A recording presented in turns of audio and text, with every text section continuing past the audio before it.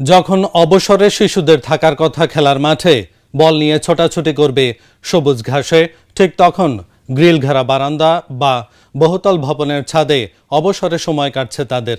ফেনীর এই শিশুদের চোখের ভাষা যেন বলে দেয় মুক্ত আকাশের নিচে ছুটে চলার হাহাকার। এই ইট পাথরের নগর যেন গ্রাস করছে তাদের দুরন্তপনা আর শৈশব। ফেনী থেকে রফিকুল ইসলামের পাঠানো তথ্য ও চিত্রে ডেস্ক রিপোর্ট।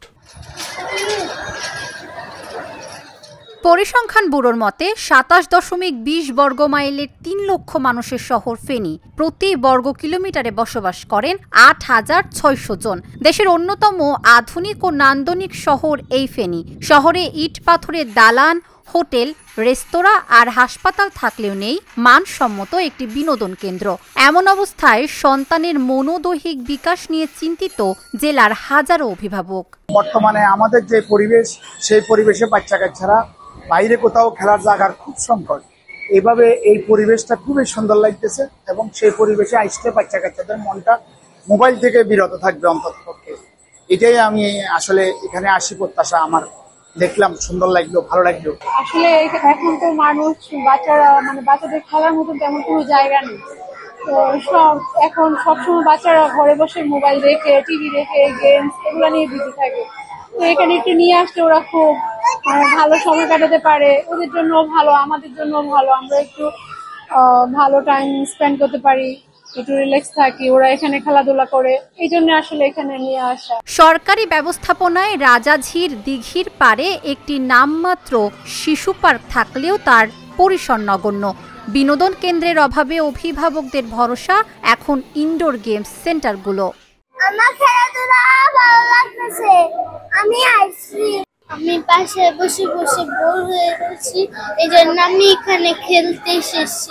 যে আমরা আসলে যারা সরকারি চাকরি কিংবা বেসরকারি চাকরি করি, আমরা আসলে পেশাগত কাজে এত বেশি ব্যস্ত থাকি যে বাচ্চাদেরকে আসলে সময় দেওয়া হয়ে ওঠে না আমাদের পক্ষে।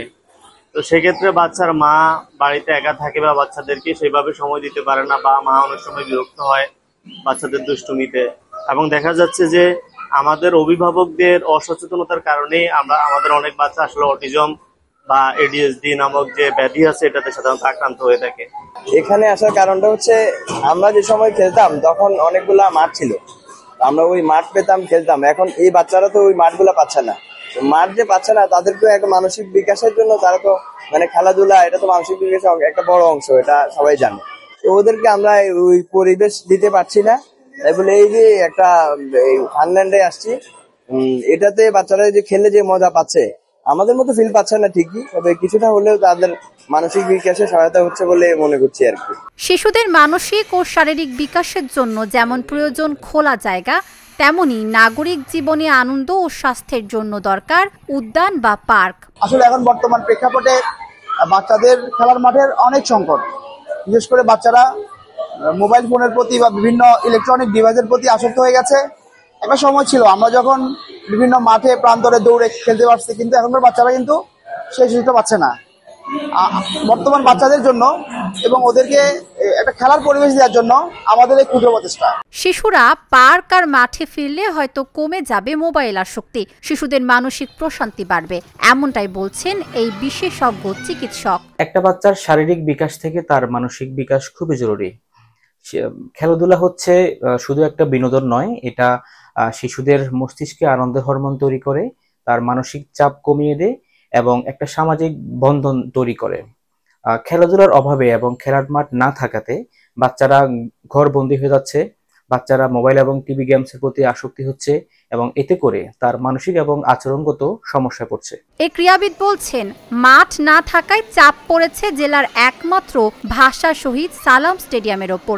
ছেলে মেয়ে মিলিয়ে প্রতিদিন ৪ শতাধিক শিক্ষার্থীকে স্টেডিয়ামের একটি মাঠেই অনুশীলন করতে হয়। বর্তমান আসলে যে ইন্টারনেটের যুগে আমাদের যে ফিজিক্যাল এক্সারসাইজের যে প্রয়োজন, সেটি একমাত্র সত্যি বলতে আমাদের ক্রিকেট, ফুটবল, ব্যাডমিন্টন বা ইনডোর যেসব গেমগুলো রয়েছে, এগুলোর কোনো বিকল্প নেই। আপনি যদি একটু দেখেন বা আপনারা খেয়াল করেন, আমাদের ছোট বাচ্চারাই কিন্তু এখন একদম মোবাইল দিয়ে তাদের মনে হচ্ছে যে তাদের জীবনযাত্রাটা শুরু হচ্ছে। তো আমরা কিভাবে তাদেরকে আসলে এই জায়গা থেকে আমরা ফিরিয়ে নিয়ে আসবো? তো এটা হচ্ছে যে আমাদের একমাত্র খেলাধুলা, কিন্তু এই খেলাধুলা করতে গিয়ে আমাদের মাঠ প্রয়োজন অথবা ইনডোর প্রয়োজন। কিন্তু আপনি যদি আমাদের ফেনী শহর বা আমাদের বিভিন্ন জেলায় যদি আমরা দেখে থাকি, আমাদের কিন্তু মাঠ সংকট। আমি যদি আমার ফেনী নিয়ে বলতে চাই, এক স্টেডিয়াম ছাড়া আমার কাছে আর কোনো কিছুই নেই।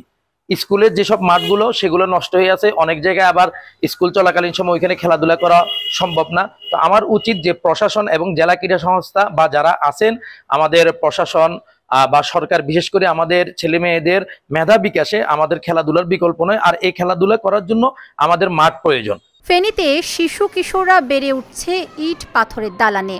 তাদের দৈহিক মানসিক বিকাশ ও হারিয়ে যাওয়া সুস্থ শৈশব ফেরাতে এখনই সময় পরিকল্পিত নগরায়নের, এমনটাই মনে করছেন সংশ্লিষ্টরা।